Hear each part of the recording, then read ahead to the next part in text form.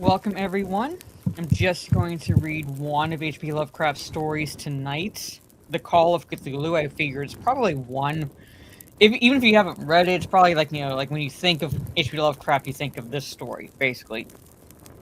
And Phil, that's a weird comment even for you. Welcome, everyone. So, this might this will end up being a shorter stream because this story is about 24 pages is all I'm going to be reading for tonight. As I said, I'm going to look through his other stories to see, like, by for next Tuesday, reading maybe a few of his shorter ones. They continue in the H.P. Lovecraft's the Necronomicon. Okay, but without further ado, let's just dive right into the Call of Cthulhu. Okay, and it's divided into sections. So the first section is called The Horror in Clay.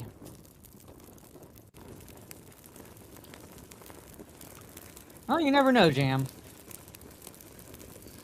The most merciful thing in the world, I think, is the inability of the human mind to correlate all its contents.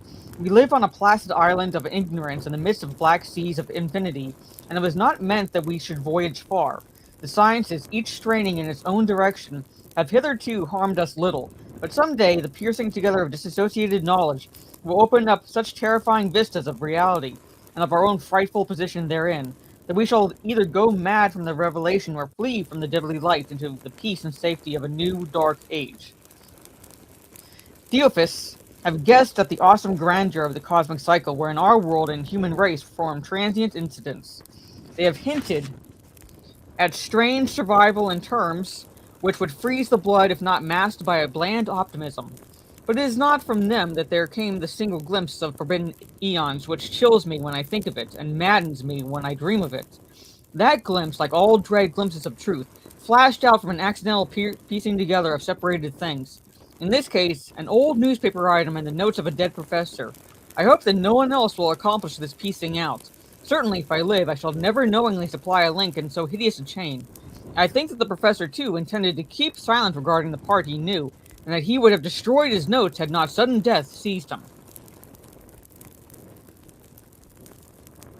My knowledge of the thing began in the winter of 1926 to 27, with the death of my great-uncle, George Gamel Angle, Professor Emeritus of Semitic Languages in Brown University, Providence, Rhode Island. Professor Angle was widely known as an authority on ancient inscriptions, and had frequently been resorted to by the heads of prominent museums, so that his passing at the age of 92 may be recalled by many. Locally, interest was intensified by the obscurity of the cause of death. The professor had been stricken whilst returning from the Newport boat, falling suddenly, as witnesses said, after having been jostled by a nautical-looking Negro who had come from one of the queer dark courts as on the precipitous hillside which formed a short cut from the waterfront to the deceased's home in William Streets. Forgot the wording in this story. Oops. Anyway. So. Physicians were unable to find any visible disorder, but concluded after perplexed debate that some obscure lesion of the heart, induced by the brisk ascent of so steep a hill by so elderly a man, was responsible for the end. At the time I saw no reason to dissent from this dictum, but latterly I'm inclined to wonder, and more than wonder.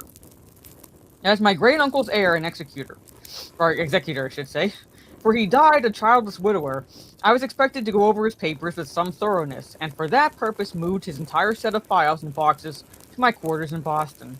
Much of the material which I correlated will be later published by the American Archaeological Society, but there was one box which I found exceedingly puzzling, and which I felt so much averse from showing to other eyes. It had been locked, and I did not find the key till it occurred to me to examine the personal ring which the professor carried always in his pocket.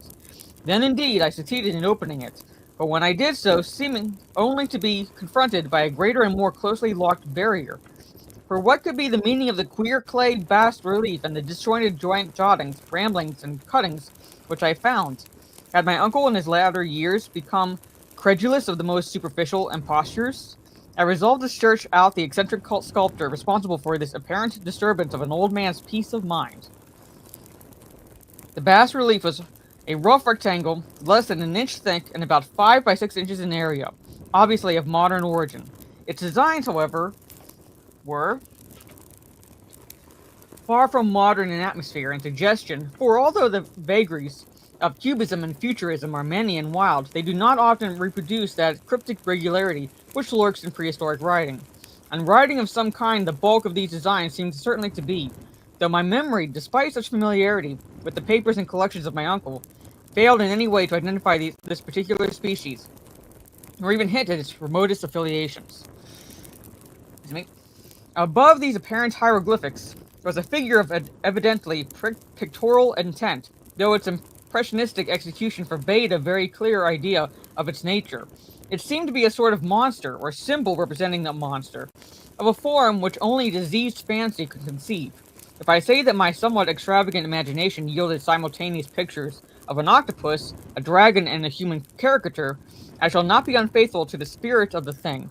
A pulpy, tentacled head surmounted a grotesque and scaly body with rudimentary wings, but it was the general outline of the whole which made it most shockingly frightful. Behind the figure was a vague suggestion of a cyclopean architectural background. Hey, John. The writing accompanying this oddity was, aside from a stack of press cuttings in Professor Angle's most recent hand, and made no pretension to literary style. What seemed to be the main document was headed Cthulhu Cults, in characters painstakingly printed to avoid the erroneous reading of a word so unheard of. This manuscript is divided into two sections, the first of which was headed 1925 Dream and Dream Work of H.A. Wilcox, 7 Thomas, St. Providence, Rhode Island, and the second, Narrative of Inspector John R. Legrasse, 121 Bienville, St. New Orleans, Louisiana, at 1908 AAS meeting notes on same and Professor Webb's accounts. The other manuscript papers were all brief notes, some of them accounts of the queer dreams of different persons, some of them citations from I cannot read tonight. Theosophical books and magazines, notably W. Scott Eliot's Atlantis and the Lost Lemuria, and the rest comments on long-surviving secret societies and hidden cults, with references to passages in such mythological and anthropological source books as Fraser's Golden Bow, or Bow, I should say, and Miss Murray's Witch Cults in the Western Europe. The cuttings largely alluded to outre, mental illness, and outbreaks of great folly or mania in the spring of 1925. The first half of the principal manuscript told a very peculiar tale. It appears that on March 1st, 1925, a thin, dark young man of neurotic and excited aspect had called upon Professor Angell, bearing the singular clay bas-relief, which was then exceedingly damp and fresh. His card bore the name of Henry Anthony Wilcox, and my uncle had recognized him as the youngest son of an excellent family slightly known to him, who had latterly been studying sculpture at the Rhode Island School of Design and living alone at the Fleur-de-Lis building near the institution. Wilcox was a precocious youth of known genius but great eccentricity, and had from childhood excited attention through the strange stories and odd dreams he was in the habit of relating. He called himself physically hypersensitive, but the staid folk of the ancient commercial city dismissed him as merely queer. Never mingling much with his kind, he had dropped gradually from social visibility, and was now known only to a small group of aesthetes from other towns. Even the Providence Arts Club, anxious to preserve its conservatism, had found him quite hopeless. On the occasion of the visit, ran the professor's manuscript. The sculptor abruptly asked for the benefit of his host's archaeological knowledge in identifying the hieroglyphics on the bas-relief. He spoke in a dreamy, stilted manner which suggested pose and alienated sympathy, and my uncle showed some sharpness in replying, for the conspicuous freshness of the tablets implied kinship with anything but archaeology. Young Wilcox's rejoinder, which impressed my uncle enough to make him recall and record it verbatim, was of a fantastically poetic cast, which must have typified his whole conversation, and which I have since found highly characteristic of him. He said, "It is new, indeed, for I made it last night in a dream of strange cities, and dreams are older than brooding Tyre, or the contemplative Sphinx, or garden-girdled Babylon." It was then he began the rambling tale which suddenly played upon sleeping memory and won the fevered interest of my uncle.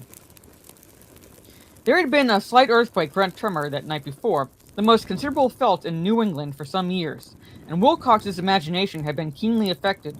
Upon retiring, he had had an unprecedented dream of great cyclopean cities of Titan blocks and sky-flung monoliths, all dripping with green ooze and sinister with latent horror. Hieroglyphics had covered the walls and pillars, and from some undetermined point below had come a voice that was not a voice, a chaotic sensation which only fancy could transmute into sound, but which he attempted to render by the almost unpronounceable jumble of letters. Cthulhu Phaton. Can't remember how to pronounce these words, so sorry. This verbal jumble was the key to the recollection which excited and disturbed Professor Angle. He questioned the sculptor with scientific minuteness and studied with almost frantic intensity the bas-relief on which the youth had found himself working, chilled and clad only in his nightclothes, when waking had stolen bewilderingly over him. My uncle blamed his old age, Wilcox afterwards said, for his slowness in recognizing both hieroglyphics and pictorial design. Many of his questions seemed highly out of place to his visitor, especially those which tried to connect the latter with strange cults or societies. And Wilcox could not understand the repeated promises of silence, which he was offered in exchange for an admission of membership in some widespread mystical or paganly religious body. When Professor Angle became convinced that the sculptor was indeed ignorant of any cult or system of cryptic lore, he besieged his visitor with demands for future reports of dreams. This bore regular fruit, for after the first interview, the manuscript records daily calls with the young man, during which he had related startling fragments of nocturnal imagery, whose burden was always some terrible cyclopean visits of dark and dripping stone, with the subterranean voice of intelligence shouting monotonously in enigmatical sense impacts, uninscribable save as gibberish. The two sounds most frequently repeated are those rendered by the letters Cthulhu and Rylea. On March 23rd, the manuscript continued. Wilcox failed to appear, and inquiries at his quarters revealed that he had been stricken with an obscure sort of fever and taken to the home of his family in Waterman Street. He had cried out in the night, arousing several other artists in the building, and had manifested since then only alternations of unconsciousness and delirium. My uncle at once telephoned the family, and from that time forward kept close watch of the case, calling often at the Thayer Street office of Dr. Toby, whom he learned to be in charge. The youth's febrile mind apparently was dwelling on strange things, and the doctor shuddered now and then as he spoke of them. They included not only a repetition of what he had formerly dreamed, but touched wildly on a gigantic thing, miles high, which walked or lumbered about. He at no time fully described this object, but occasional frantic words as repeated by Dr. Toby convinced the professor that it must be identical with the nameless monstrosity he had sought to depict in his dream sculpture. Reference to this object, the doctor added, was invariably a prelude to the young man's subsidence into lethargy. His temperature, oddly enough, was not greatly above normal, but the whole condition was otherwise such as to suggest true fever rather than mental disorder. On April 2nd, at about 3 p.m., every trace of Wilcox's malady suddenly ceased. Or I should say malady, suddenly ceased. He sat upright in bed, astonished to find himself at home, and completely ignorant of what had happened in dream or reality since the night of March 22nd. Pronounced well by his physician, he returned to his quarters in 3 days. But to Professor Angle, he was of no further assistance. All traces of strange dreaming had vanished with his recovery, and my uncle kept no record of his night thoughts after a week of pointless and irrelevant accounts of thoroughly usual visions. Here the first part of the manuscript ended, but references to certain of the scattered notes gave me much material for thought.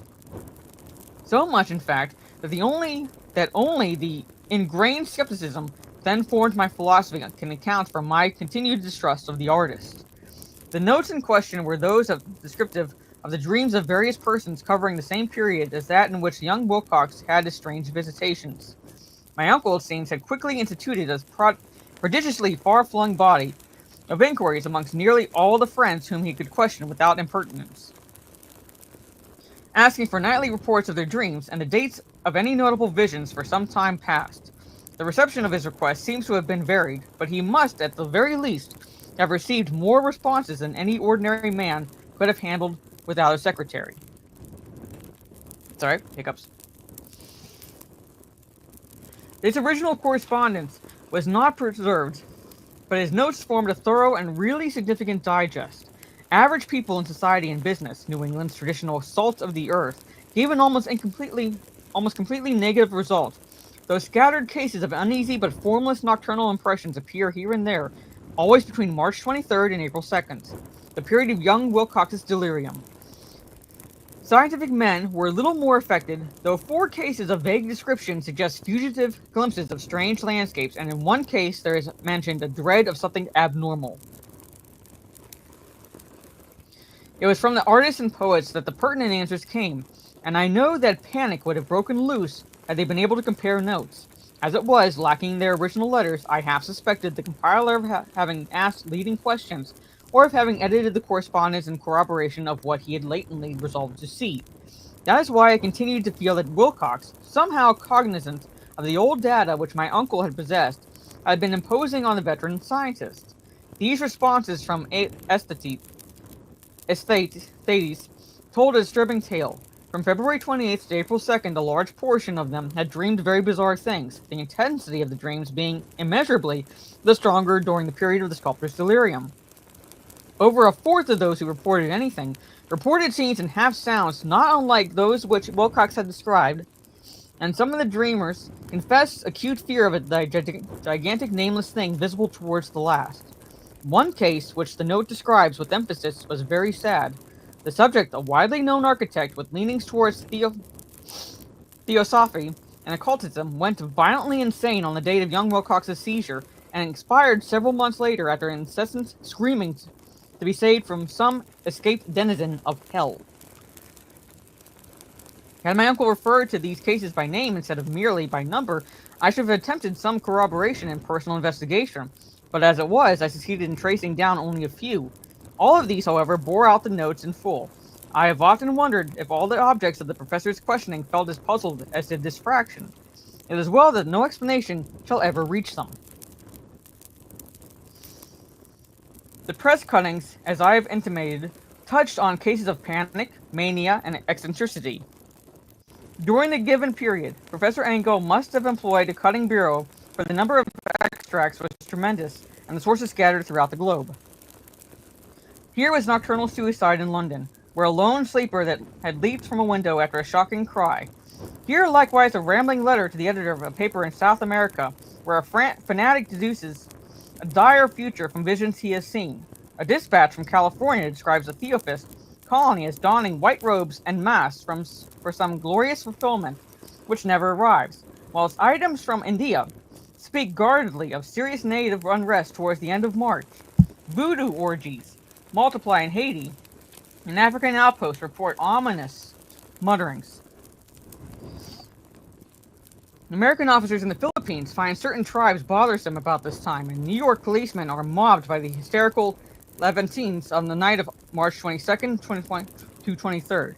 The west of Ireland, too, is full of wild rumor and legendary, and a fantastic painter named Edouard Bonnet hangs a blasphemous dream landscape in the Paris Spring Salon of 1926.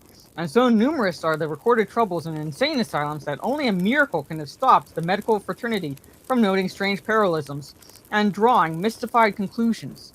A weird bunch of cuttings all told, and I can, at this date, scarcely envisage the callous rationalism with which I set them aside. But I was then convinced that young Wilcox had known of the older matters mentioned by the professor. I'm going to take a little break to get a drink. Again, welcome everyone. Only we doing no Godsmack.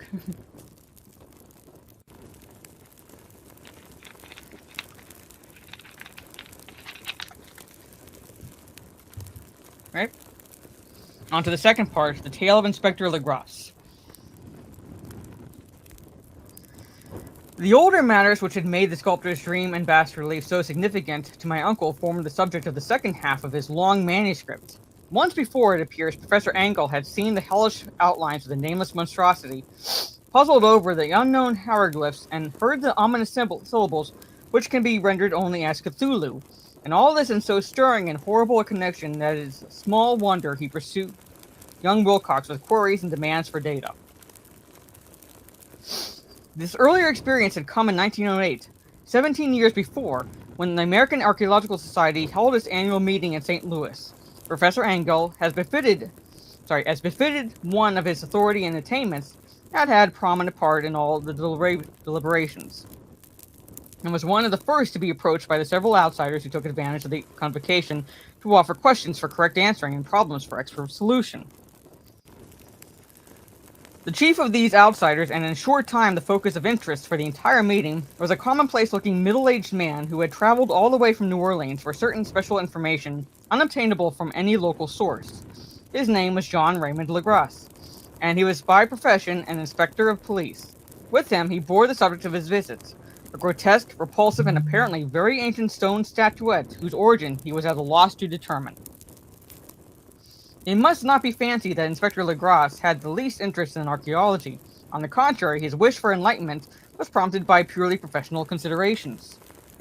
The statuette, idol, fetish, or whatever it was, had been captured some months before in the wooded swamps south of New Orleans, during a raid on a supposed voodoo meeting, and so singular and hideous were the rites connected with it, that the police could not but realize that they had stumbled on a dark cult, totally unknown to them, and infinitely more diabolical than even the blackest of the African voodoo circles. Of its origin, apart from the erratic and unbelievable tales extorted from the captured members, absolutely nothing was to be discovered, hence the anxiety of the police for any antiquarian lore which might help them to place the frightful symbol, and through it track down the cult to its fountainhead. Inspector Legrasse was scarcely prepared for the sensation which his offering created. One sight of the thing had been enough to throw the assembled men of science into a state of tense excitement, and they lost no time in crowding around him to gaze at the diminutive figure, whose utter strangeness and an air of genuinely abysmal antiquity hinted so potently at unopened and archaic vistas. No recognized school of sculpture had animated this terrible object, yet centuries and even thousands of years seemed recorded in its dim and greenish surface of unplaceable stone. The figure, which was finally passed slowly from man to man for close and careful study, was between 7 and 8 inches in height, and of exquisitely artistic workmanship. It represented a monster of vaguely anthropoid outline, but with an octopus-like head whose face was a mass of feelers, a scaly, rubbery-looking body, prodigious claws on hind and forefeet, and long, narrow wings behind.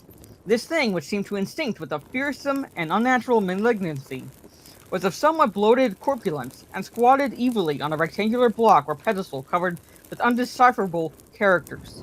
The tips of the wings touched the black edge of the block. The seat occupied at the center, whilst the long, curved claws of the doubled up, crouching hind legs gripped the front edge and extended a quarter of the way down towards the bottom of the pedestal. The cephalopod head was bent forward, so the ends of the spatial feelers brushed the backs of huge forepaws, which collapsed the croucher's elevated knees. The aspect of this whole was abnormally lifelike, and the more subtly fearful because its source was so totally unknown. Its vast, awesome, and incalculable age was unmistakable, yet not one link did it show with any known type of art belonging to civilization's youth, or indeed to any other time. Totally separate and apart, its very material is a mystery, for the soapy, greenish-black stone with its golden or iridescent flecks and striations resembled nothing familiar to geology or mineralogy. The characters along the base were equally baffling, and no member present, despite the representation of half the world's expert learning in this field, could form the least notion of even the remotest linguistic kinship. They, like the subject and material, belonged to somewhat horribly remote and distinct from mankind as we know it, something frightfully suggestive of old and unhallowed cycles of life in which our world and our conceptions have no part. And yet, as the members of severally shook their heads and confessed defeat of the inspector's problem, there was one man in that gathering who suspected a touch of bizarre familiarity in the monstrous shape and writing, and who presently told with some diffidence of the old trifle he knew. This person was the late William Channing Webb, a professor of anthropology in Princeton University and an explorer of no slight note. Professor Webb had been engaged 48 years before in a tour of Greenland and Iceland in search of some runic inscriptions which he had failed to unearth, and whilst high up in the West Greenland coast he had encountered a singular tribe or cult of degenerate Eskimos, whose religion A curious form of devil worship chilled him with its deliberate bloodthirstiness and repulsiveness. It was a faith of which other Eskimos knew little, and which they mentioned only with shudder, saying that it had come down from horribly ancient eons before ever the world was made. Besides nameless rites and human sacrifices, there were certain queer hereditary rituals addressed to Supreme Elder Devil or Tornasuk. And of this, Professor Webb had taken a careful phonetic copy from an aged Angkok, or withered priest, expressing the sounds in Roman letters as best he knew how. But just now of prime significance was the fetish which this cult had cherished, and around which they had danced when the aura leaped high over the ice cliffs. It was, the professor stated, a very crude bas-relief of stone, comprising a hideous picture and some cryptic writing, and as far as he could tell, it was a rough parallel in all essential features of the bestial thing now lying before the meeting. Sorry. These data, received with suspense and astonishment by the assembled members, proved doubly exciting to Inspector Legrasse, and he began at once to ply his informants with questions. Having noted and copied an oral ritual among the swamp cult worshippers, as men had arrested, he besought the professor to remember as best he might the syllables taken down amongst the diabolist Eskimos.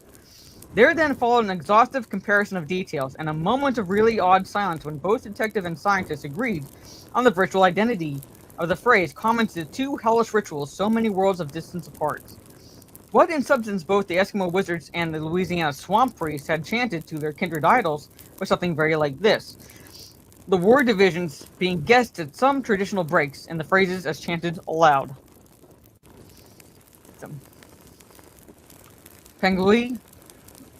I'm not going to bother. It's Bonaf, Cthulhu, Relia, Ganagel, Tag. So, it's very phonetic. The Legrasse at one point in advance of Professor Webb, for several among his mongrel prisoners had repeated to him what older celebrants had told them the words meant. This text is given ran something like this. In his house at Relia, dead Cthulhu waits dreaming.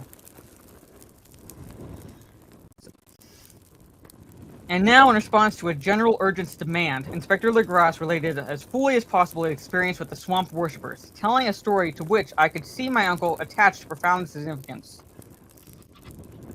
It savored of the wildest dreams of mythmaker and theophist, and disclosed an astonished degree of cosmic imagination among such half-castes and pariahs as might be least expected to possess it.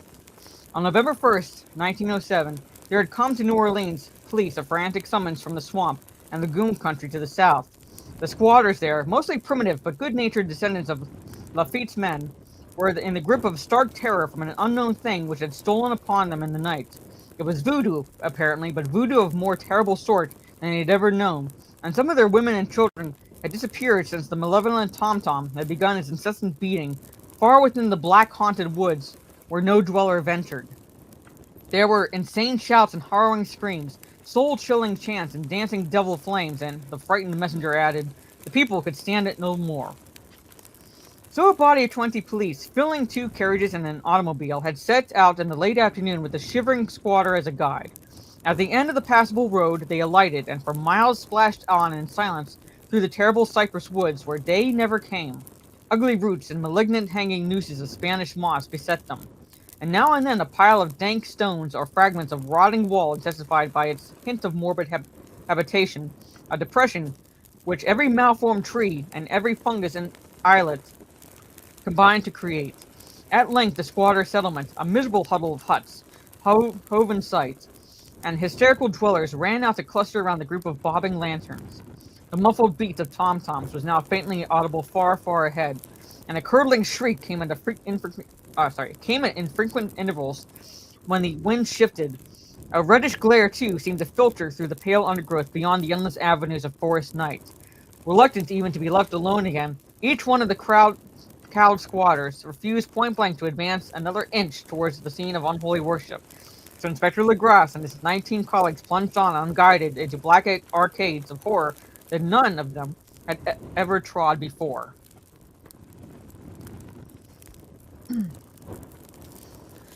The region now entered by the police was one of traditionally evil repute, substantially unknown and untraversed by white men. There were legends of a hidden lake unglimpsed by mortal sight, in which dwelt a huge, formless white polypus thing with luminous eyes, and squatters whispered that bat-winged devils that flew up out of caverns in inner earth to worship it at night. They said it had been there before D'Iberville, before LaSalle, before the Indians, and even before the wholesome beasts and birds of the woods. It was nightmare itself, and to see it was to die. But it made men dream, and so they knew enough to keep away. The present voodoo orgy was indeed on the merest fringe of this abhorred area, but that location was bad enough.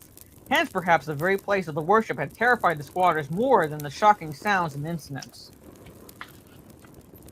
Only poetry or madness could do injustice to the noises heard by Legrasse's men as they plowed on through the black morass towards the red glare and the muffled tom-toms. There are vocal qualities peculiar to men and vocal qualities peculiar to beasts, and it is terrible to hear that one when the source should yield it to the other. Animal fury and orgiastic license here whipped themselves to a demonic heights by howls and squawking ecstasies that tore and reverberated through those nighted woods like pestilential tempests from the gulfs of hell. Now and then the less organized ululations would cease, and from what seemed a well-drilled chorus of hoarse voices would rise and sing-song chants that hideous phrase or ritual, was what I quoted earlier. Then the men, having reached a spot where the trees were thinner, came suddenly in sight of the spectacle itself. 4 of them reeled, 1 fainted, and 2 were shaken into a frantic cry, which the mad cacophony of the orgy fortunately deadened. The grass dashed swamp water on the face of the fainting man, and all stood trembling and nearly hypnotized with horror. In a natural glade of the swamp, in a natural glade of the swamp stood a grassy island of perhaps an acre's extent, clear of trees and tolerably dry. On this now leaped and twisted a more indescribable horde of human abnormality than any but a Sime or an Angarola could paint. Void of clothing, this hybrid spawn were braying, bellowing, and writhing on about a monstrous ring-shaped bonfire, in the center of which, revealed by occasional rifts in the curtain of flame, stood a great granite monolith, some 8 feet in height, on top of which, incongruous in its diminutiveness, rested the noxious carven statuettes. From a wide circle of 10 scaffolds sat up at regular intervals, with the flame-girt monolith as the center hung. Head downward, the oddly marred bodies of the helpless squatters who had disappeared. It was inside the circle that the ring of the worshippers jumped and roared, the general direction of the mass motion being from left to right, an endless bacchanal between the ring of bodies and the ring of fire. I'm gonna take another break for a drink. So, sounds like a party.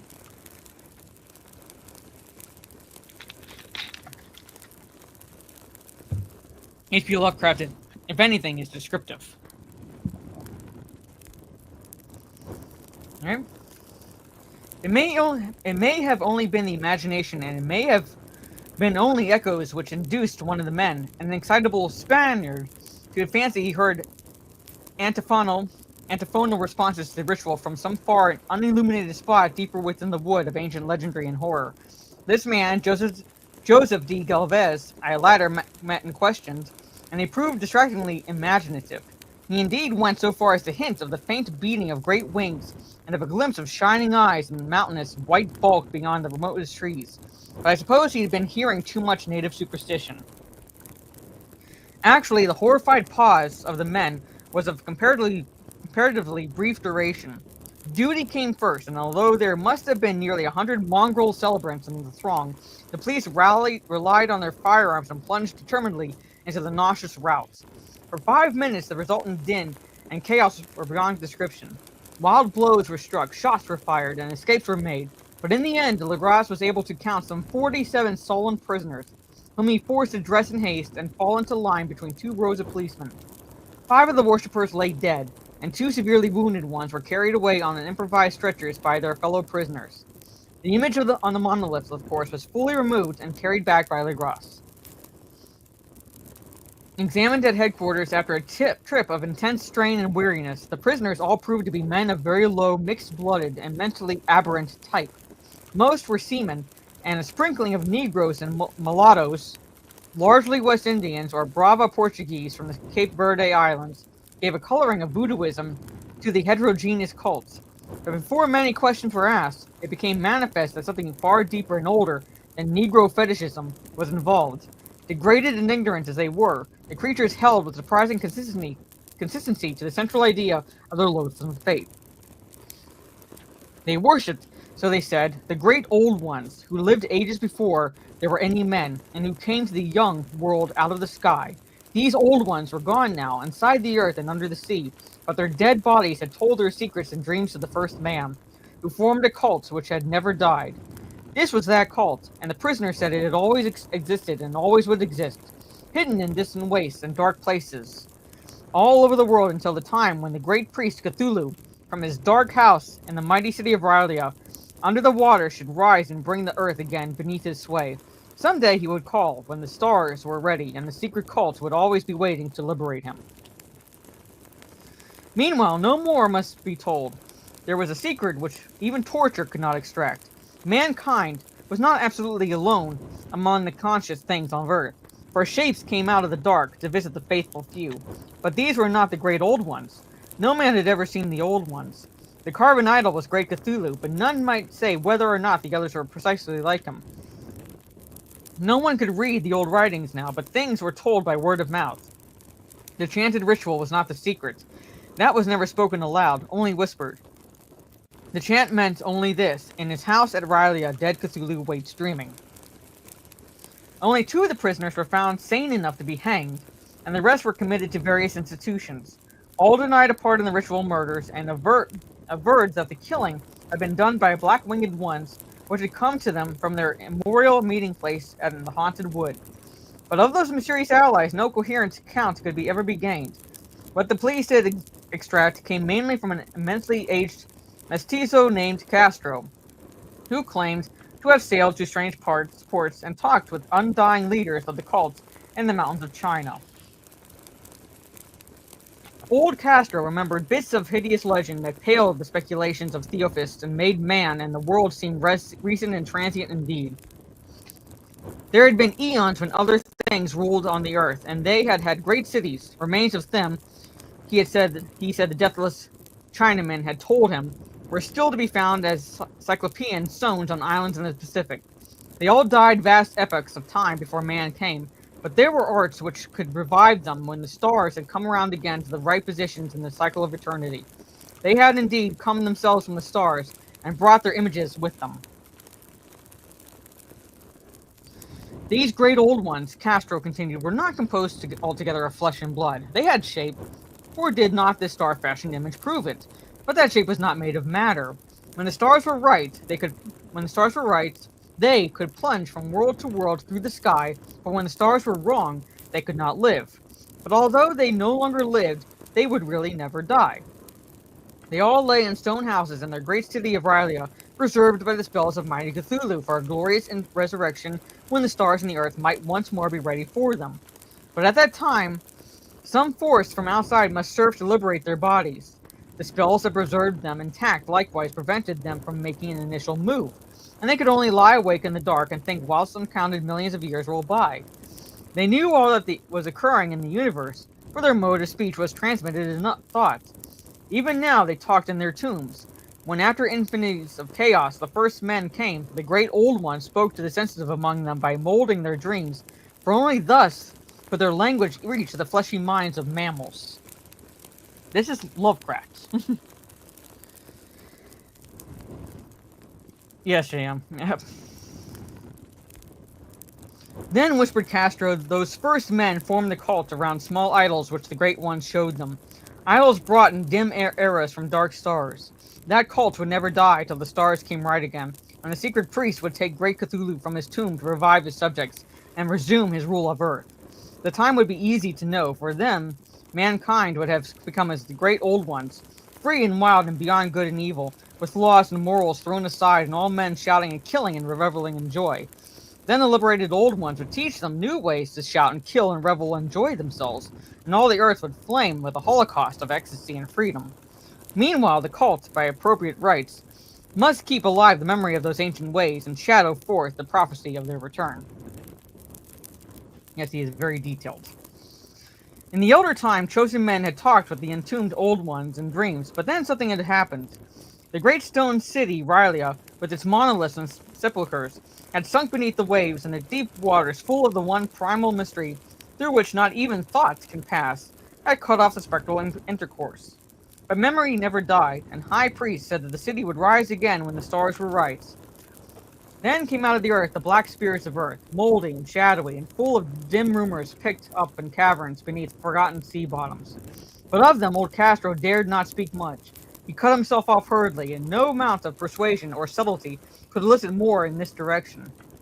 The size of the old ones, too, he curiously declined to mention.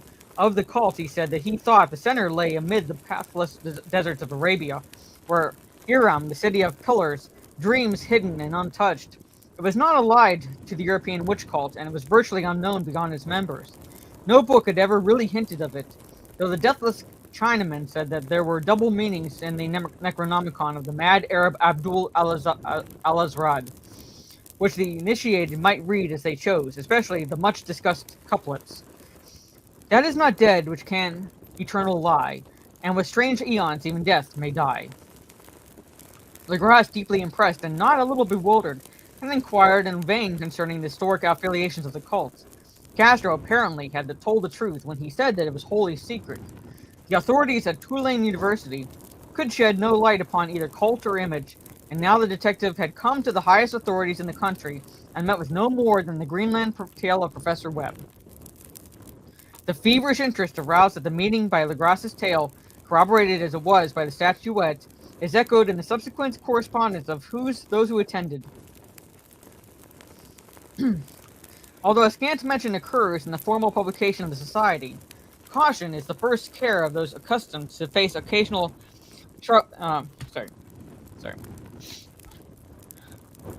charlatanery and imposture.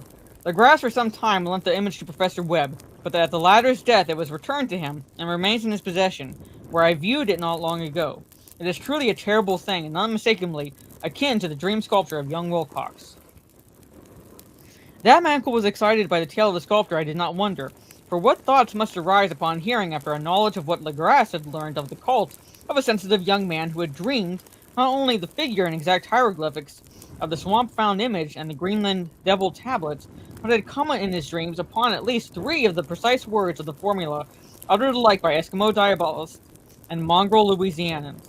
Professor Angle's instant start on an investigation of the utmost thoroughness was eminently natural, though privately I suspected young Wilcox of having heard of the occult in some indirect way, and of having invented the series of dreams to heighten and continue the mystery at my uncle's expense. The dream narratives and cuttings collected by the professor were, of course, some corroboration, but the rationalism of my mind and the extravagance of the whole subject led me to adopt what I thought the most sensible conclusions. So after thoroughly studying the manuscript again and correlating the theosophical, anthropological notes which the cult narrative of Legrasse, I made a trip to Providence to see the sculptor and give him the rebuke I thought proper for so boldly imposing upon a learned and aged man. Wilcox still lived alone in the fleur-de-lis building in Thomas Street, a hideous Victorian imitation of 17th century Brighton architecture which flaunts its stuccoed front amidst the lovely colonial houses on the ancient hill, none of the very shadow of the finest Gregorian steeple in America. I found him at work in his rooms, and at once conceded from the specimens scattered about that his genius is indeed profound and authentic. He will, I believe, be heard from some time as one of the great descendants, for he has crystallized in clay and will one day mirror in marble those nightmares and fantasies which Arthur Machen evokes in prose, and Clark Ashton Smith makes visible in verse and in painting.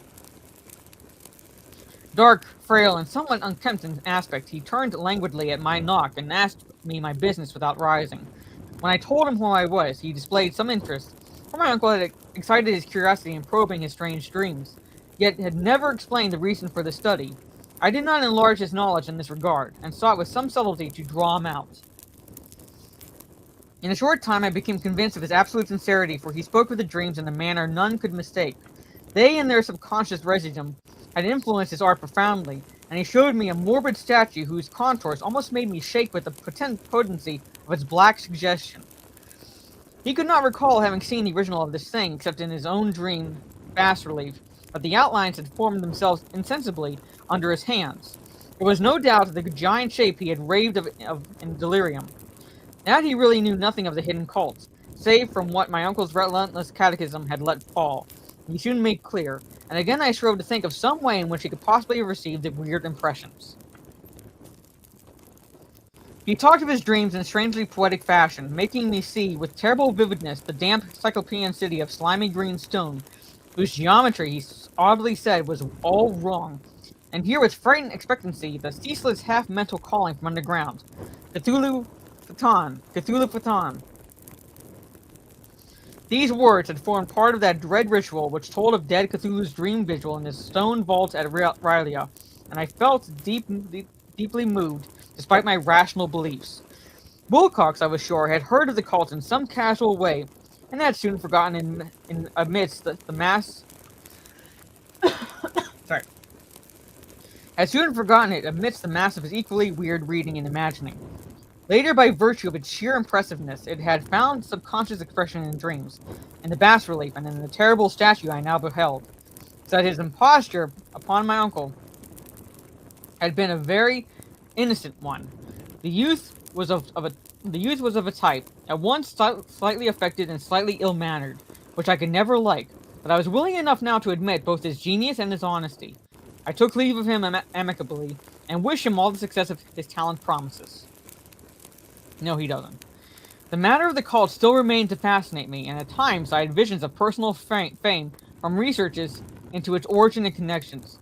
I visited New Orleans, talked with Legrasse and others of that old-time raiding party, saw the frightful image, and even questioned such of the mongrel prisoners as still survived.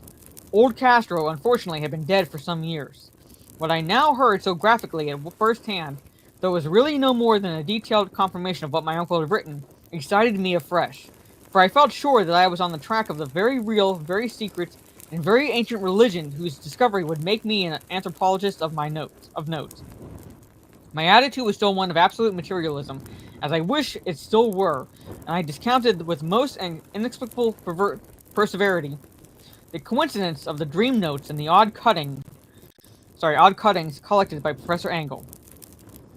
One thing which I began to suspect, and which I now fear I know, is that my uncle's death was far from natural. He fell on a narrow hill street, leading up from an ancient waterfront swarming with foreign mongrels, after a careless push from a Negro sailor. I did not forget the mixed blood and marine pursuits of the cult members in Louisiana, and would not be surprised to learn of secret methods and poison needles as ruthless as anciently known as the cryptic rites and beliefs. Legrasse and his men, it is true, had been let alone, but in Norway a certain seaman who saw things is dead. Might not the deeper inquiries of my uncle after encountering the sculptor's data have come to sinister ears? I think Professor Angle died because he knew too much, or because he was likely to learn too much. Whether I shall go as he did remains to be seen, for I have learned much now. Let me take another break, and I'll be reading part 3, which is The Madness of the Sea.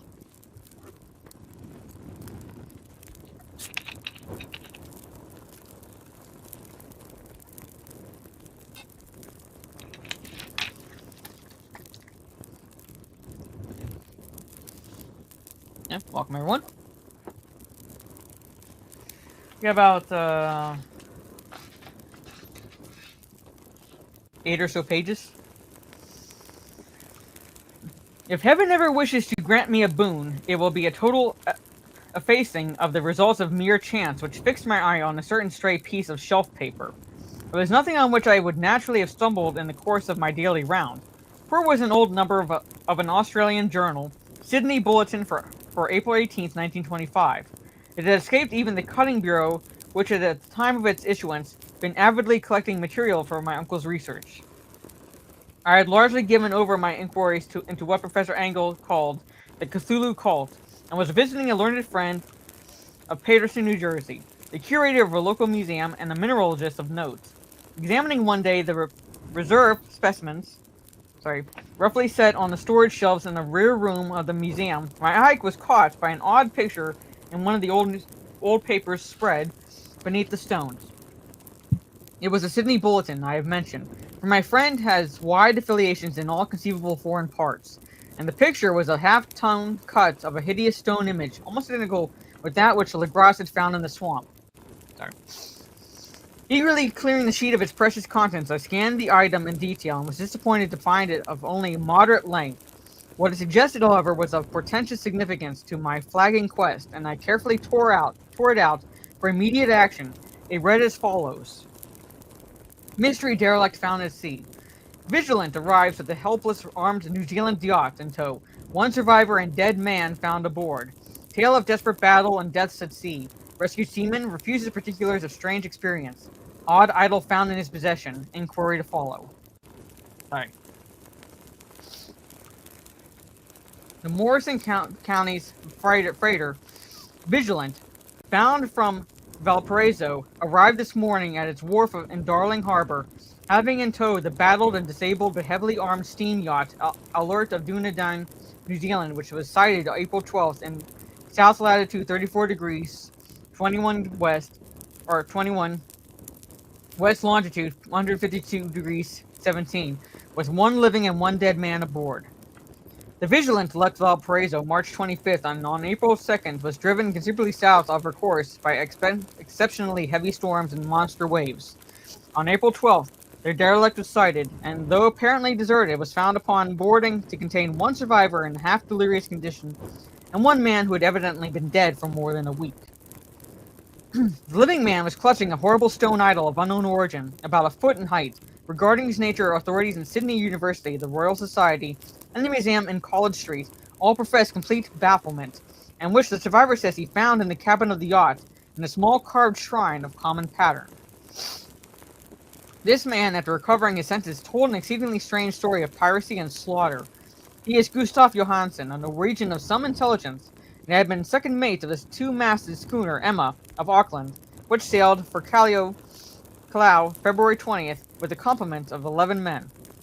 The Emma, he says, was delayed and thrown wildly south of her course by the great storm of March 1st, and on March 22nd, in south latitude 49 degrees 51, west longitude 128 degrees 34, encountered the Alert, manned by a queer and evil-looking crew of Kanakas and half-castes.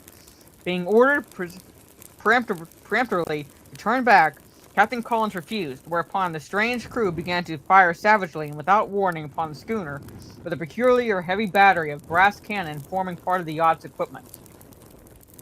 The Emma's men showed fight, says the survivor, and though the schooner began to sink from shots beneath the waterline, they managed to heave alongside their enemy and board her, grappling with the savage crew on the yacht's deck, and being forced to kill them all, the number being slightly superior, because of their particularly abhorrent and desperate, though rather clumsy mode of fighting.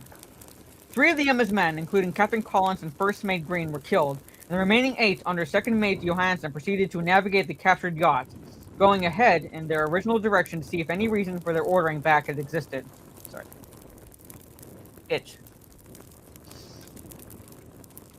The next day, it appears, they raised and landed on a small island, although none is known to exist in that part of the ocean, and 6 of the men somehow died ashore, though Johansen is clearly reticent about this part of his story and speaks only of his falling into a rock chasm. Later, it seems he and one companion boarded the yacht and tried to manage her, but were beaten about by the storm of April 2nd.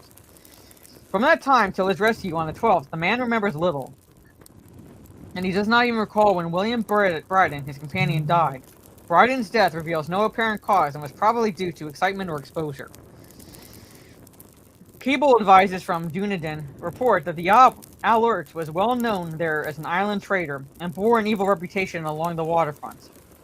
It was owned by a curious group of half-castes whose frequent meetings and night trips to the woods attracted no little curiosity, and they had set sail in great haste just after the storm and earth tremors of March 1st. Our Auckland correspondent gives the Emma and her crew an excellent reputation, and Johansen is described as a sober and worthy man. The Admiralty, will institute an inquiry on the whole matter beginning tomorrow, at which every effort will be made to induce Johansen to speak more freely than he has done hitherto. This was all together with the picture of the hellish image. What a train of ideas it started in my mind. Here were new treasuries of data on the Cthulhu cult, and evidence that had strange interests at sea as well as on land. What motive prompted the hybrid crew to order back the Emma as they sailed about with their hideous idol? What was the unknown island on which 6 of the Emma's crew had died, and about which the mate Johansson was so secretive? What had the Vice Admiralty's investigation brought out?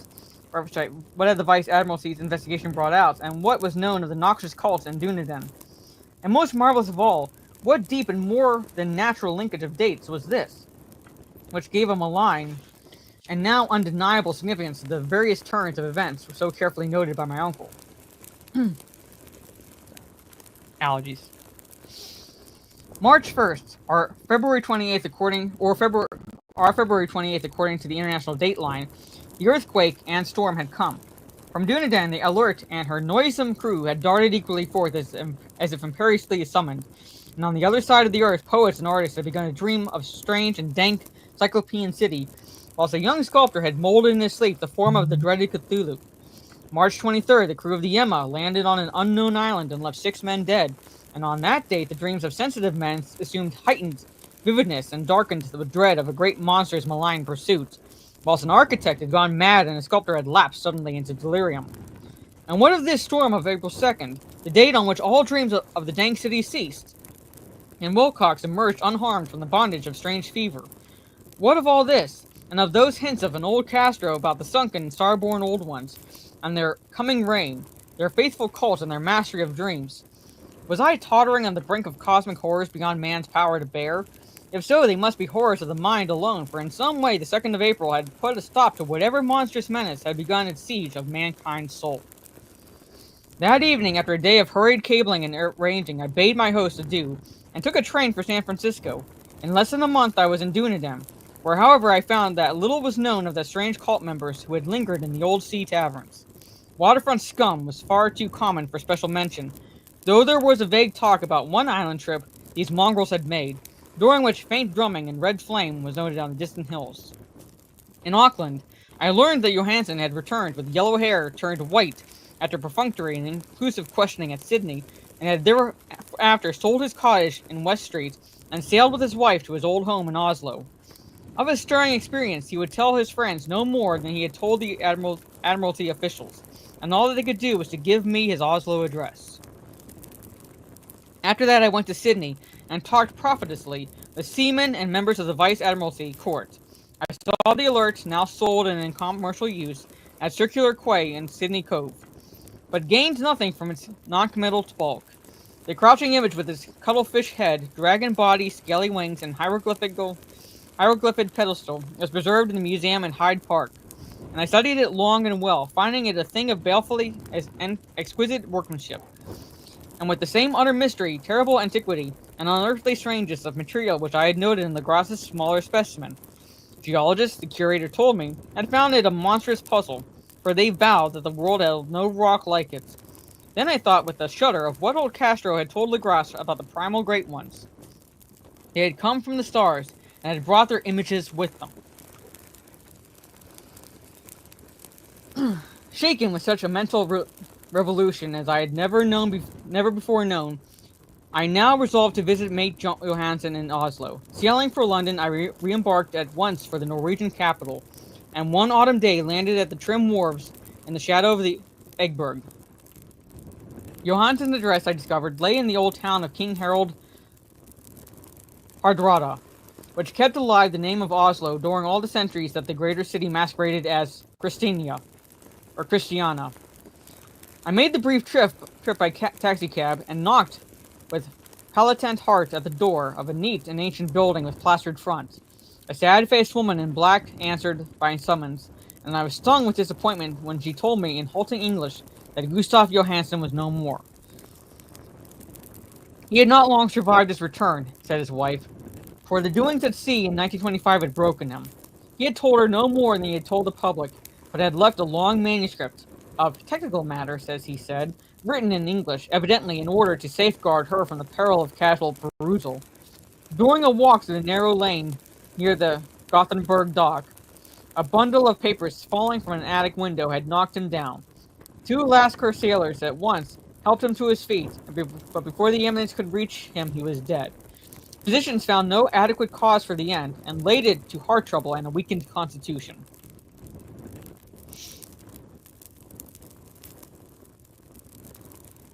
No gravy. Even though I like them. I now felt gnawing at my vitals the dark terror which will never leave me till I, too, am at rest, accidentally or otherwise.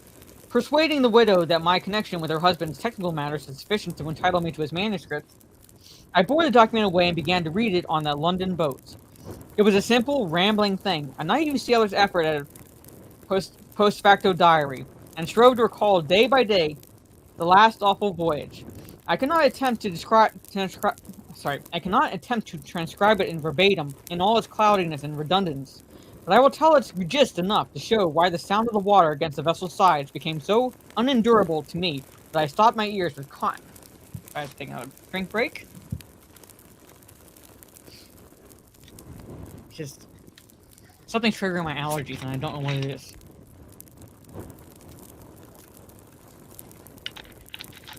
But thank you all for tuning in. Almost done. Almost there. Johansen, thank God, did not know quite all, even though he saw the city and the thing, but I shall never sleep calmly again when I think of the horrors that lurk ceaselessly behind life and time and space, and of those unhallowed blasphemies from elder stars which dream beneath the sea, known and favored by a nightmare cult ready and eager to loose them onto the world, whenever another earthquake shall heave the monstrous stone city again to the sun and air. Johansen's voyage had begun just as he told it to the Vice Admiralty.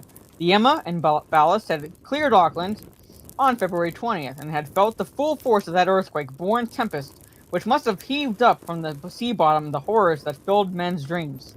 Once more under control, the ship was making good progress when held up by the Alert on March 22nd, and I could feel the mate's regret as he wrote of her bombardment and sinking. Of the swarthy cult fiends on the Alert, he speaks with significant horror. There was some peculiarly abominable quality about them which made their destruction seem almost a duty, and Johansen shows ingenious wonder at the charge of ruthlessness brought against his party during the proceedings of the Court of Inquiry. Then driven ahead by curiosity in their captured yacht under Johansen's command, the men sight a great stone pillar sticking out of the sea, and in south latitude 47 degrees 9, west longitude 126 degrees 43, come upon a coastline of mingled mud, ooze, and weedy cyclopean masonry, which can be nothing less than the tangible substance of an Earth's supreme terror, the nightmare corpse city of Rylea, that was built in measureless eons behind history by the vast, loathsome shapes that seeped down from the dark stars. There lay at last, after cycles incalculable, the thoughts that spread fear to the dreams of the sensitive and called imperiously to the faithful to come on a pilgrimage of liberation and restoration. All this Johansen did not suspect, but God knows he soon saw enough. I suppose that only a single mountaintop, the hideous monolith-crowned citadel whereon great Cthulhu was buried, actually emerged from the waters.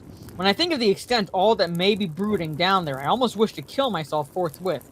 Johansen and his men were awed by the cosmic majesty of this dripping Babylon of elder daemons, and must have guessed without guidance that it was nothing of this or of any sane planet. Awe at the unbelievable size of the greenish stone blocks, at the dizzying height of the great carven monolith, and at the stupefying identity of the colossal statues and bas reliefs. But the queer image found in the shrine on the Alert is poignantly visible in every line of the mate's frightened description. Without knowing what futurism is like, Johansen achieved something very close to it when he spoke of the city, for instead of describing any definite structure or building, he dwells only on the broad impressions of vast angles and stone surface. Surface is too great to belong to anything right or proper for this earth, and impious with horrible images and hieroglyphics. I mention his talk about angles because it suggests something Wilcox had told me of his awful dreams. He had said that the geometry of the dream place he saw was abnormal, non-Euclidean, and loathsomely redolent of spheres and dimensions apart from ours. Now an unlettered seaman felt the same thing whilst gazing at the terrible reality. Johansen and his men landed at a sloping mud bank on this monstrous acropolis and clambered slipperily over Titan oozy blocks which could have been no mortal staircase. The very sun of heaven seemed distorted when viewed through the polarizing miasma welling out from the sea-soaked perversion, and twisted menace and suspense lurked leeringly in those crazily elusive angles of carven rock, where a second glance showed concavity after the first showed convexity. Something very like fright had come over all the explorers before anything more definite than rock and ooze and weed was seen. Each would have fled had he not feared the scorn of the others, and it was only half-heartedly that they searched, vainly as it proved, for some portable souvenir to bear away. It was Rodriguez the Portuguese who climbed up the foot of the monolith and shouted of what he had found. The rest followed him, and looked curiously at the immense carved door with the now familiar squid dragon bas relief. It was, Johansen said, like a great barn door, and they all felt that it was a door because of the ornate lintel, threshold, and jambs around it, though they could not decide whether it lay flat like a trapdoor or slantwise like an outside cellar door. As Wilcox would have said, the geometry of the place was all wrong. One could not be sure that the sea and the ground was horizontal. Hence, the relative position of everything else seemed phantasmally variable. Bryden pushed at the stone in several places without result. Then Donovan felt over it delicately around the edge, pressing each point separately as he went. He climbed intermittently along the grotesque stone molding. That is, one would call it climbing if the thing was not after all horizontal, and the men wondered by how any door in the universe could be so vast. Then very softly and slowly, the acre-great panel began to give inward at the top, and they saw that it was balanced. Donovan slid or somehow propelled himself down or along the jamb and rejoined his fellows, and everyone watched the queer recession of the monstrously carven portal. In this fantasy of prismatic distortion, it moved anomalously in a diagonal way, so that all the rules of matter and perspective seemed upset. The aperture was black with a darkness almost material. The tenebrousness was indeed a positive quality, for it obscured such parts of the inner walls as ought to have been revealed, and actually burst forth like smoke from its eon-long imprisonment, visibly darkening the sun as it slunk away into the shrunken and gibbous sky on flapping membranous wings. The odor arising from the newly opened depths was intolerable, and at length the quick-eared Hawkins thought he heard a nasty, slopping sound down there. Everyone listened, and everyone was listening still when it lumbered slobberingly into sight and gropingly squeezed its gelatinous green immensity through the black doorway into the tainted outside air of that poison city of madness. Poor Johansen's handwriting almost gave out when he wrote of this. Of the 6 men who never reached the ship, he thinks 2 perished of pure fright in the accursed instant. The thing cannot be described. There is no language for such abysms of shrieking and immemorial lunacy, such eldritch contradictions of all matter, force, and cosmic order. A mountain walked or stumbled. God, what wonder that across the earth a great architect went mad. And poor Wilcox raved with fever in that telepathic instant. The thing of the idols, the green, sticky spawn of the stars, had awakened to claim its own. The stars were right again, and what an age-old cult had failed to do by designs, a band of innocent sailors had done by accident. After vigintillions of years, great Cthulhu was loose again and ravening for delight. 3 men were swept up by the flabby claws before anybody turned. God rest them if there be any rest in the universe. They were Donovan, Guerra, and Angstrom. Parker slipped as the other 3 were plunging frenziedly over endless vistas of green-crusted rock to the boat, and Johansen swears he was followed up by an angle of masonry which shouldn't have been there, an angle which was acute but behaved as if it were obtuse. So only Bryden and Johansen reached the boat, and pulled desperately for the alert as a mountainous monstrosity flopped down the slimy stones and hesitated, floundering at the edge of the water. Sorry. Steam had not been suffered to go down entirely, despite the departure of all hands from the shore, and it was work of only a few moments of feverish rushing up and down between wheels and engines to get the alert under way. Slowly, amidst the disordered horrors of the indescribable scene, she began to churn with the lethal waters, whilst on the masonry of that charnel sea, that was not of the earth the Titan thing, from the stars slavered and gibbered like Polypheme cursing the fleeing ship of Odysseus. Then, bolder than the storied Cyclops, great Cthulhu slid greasily into the water and began to pursue the vast wave-raising strokes of cosmic potency, Brian looked back and went mad, laughing at intervals until death found him one night in the cabin whilst Johansson was wandering deliriously. But Johansson had not given out yet. Knowing that the thing could surely overtake the alert until steam was fully up, he resolved on a desperate chance, and the setting engine for full speed ran lightning-like on deck and reversed the wheel. There was a mighty eddying and a foaming in the noisome brine, and as the steam mounted higher and higher, the brave Norwegian drove his vessel head on against the pursuing jelly, which rose above the unclean froth like the stern of a demon galleon. The awful squid head with writhing feelers came nearly up to the bowsprit of the sturdy yacht, but Johansson drove on relentlessly. There was a bursting as of an exploding bladder, a slushy nastiness as of a cloven sunfish, a stench as of 1,000 open graves, and a sound that the chronicler would not put on paper.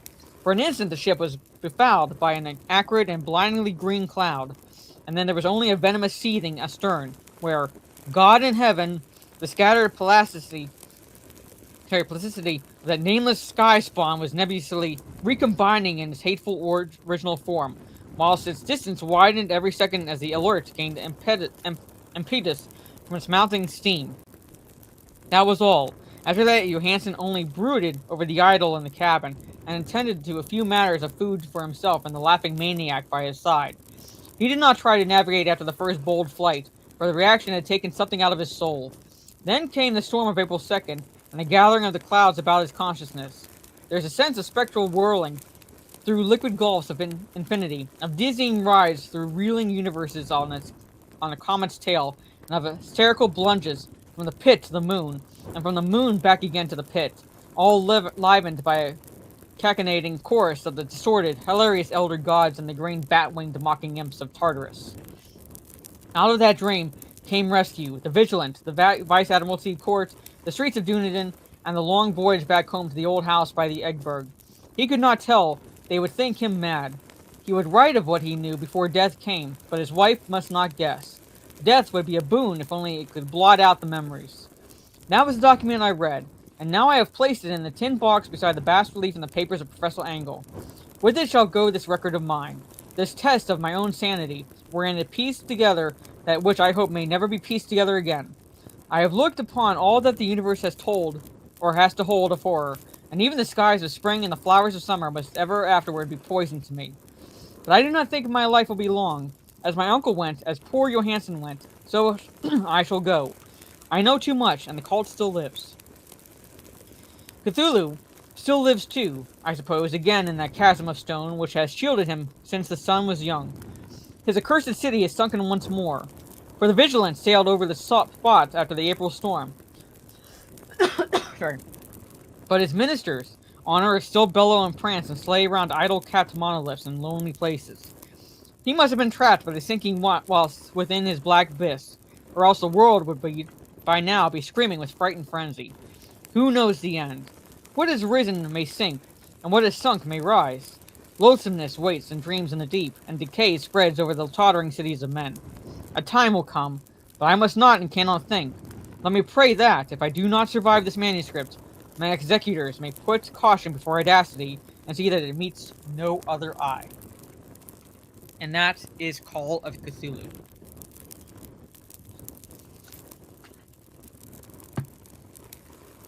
Probably what HP Lovecraft is best known for. At least, the imagery of Cthulhu. So, an ambiguous ending. So we do not know what happens to the author.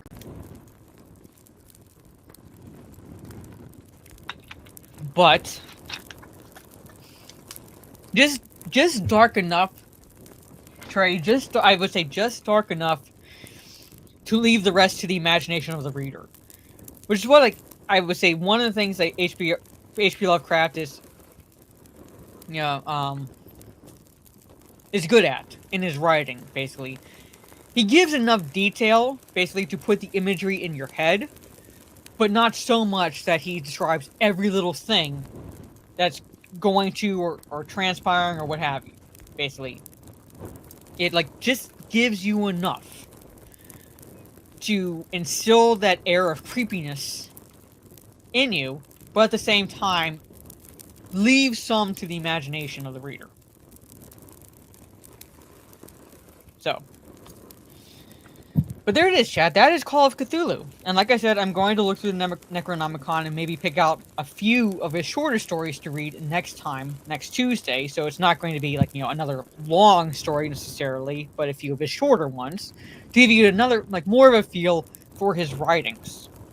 So that's the plan on Tuesday. Tomorrow and/or Saturday, I do plan on doing gaming streams. I don't know what I'll be playing. I will leave that up to my imagination and wherever the wind blows, proverbially.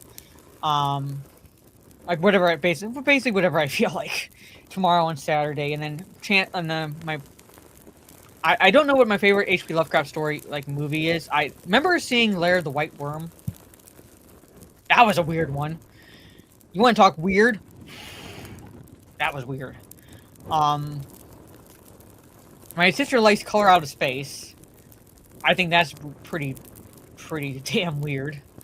That was actually a Nicolas Cage movie, by the way. I choose not to watch it pretty much ever again. Not because I don't like H.P. Lovecraft, but because animals die in that story. So, if you want to watch a weird story, H.P. Lovecraft story, that has Nicolas Cage in it, The Color Out of Space, I would say, is one to watch. Like I said, Lair of the White Worm, I said that's a weird one. That's truly a weird one. Dagon, really weird too. It's... When I say weird with H.P. Lovecraft, but it's a compliment. It's a compliment to him, basically. But it's one of those things where it's he's not for everyone. His stories and writing it's just not for everyone, and it's basically up to your personal preference. So yeah. So, but that's one I like. Those are two I would recommend. So if you're a Nicolas Cage fan or an H.P. Lovecraft fan, that movie, it's bizarre. There's no real explaining it. There's no real explaining it. You just have to experience it.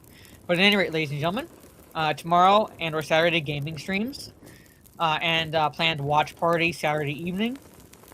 This coming Sunday evening and the following Sunday evening, Talk Nerdy to Us will be on my channel. So it'll be on my channel 2 times in a row, since it was on my Nerdy Homes channel 2 times in a row for the preceding streams. So, and I already have about 3 topics to talk about, probably 1 or 2 more. So I this week was at least eventful in terms of potential news, rumors, and such dropping. So Sunday's going to be fun, ladies and gentlemen, and then return to gaming stream Monday evening. So on that note, ladies and gentlemen, have a good rest of your day or evening wherever you are in the world. I hope this does not give you weird dreams. Stay safe, good night, and peace.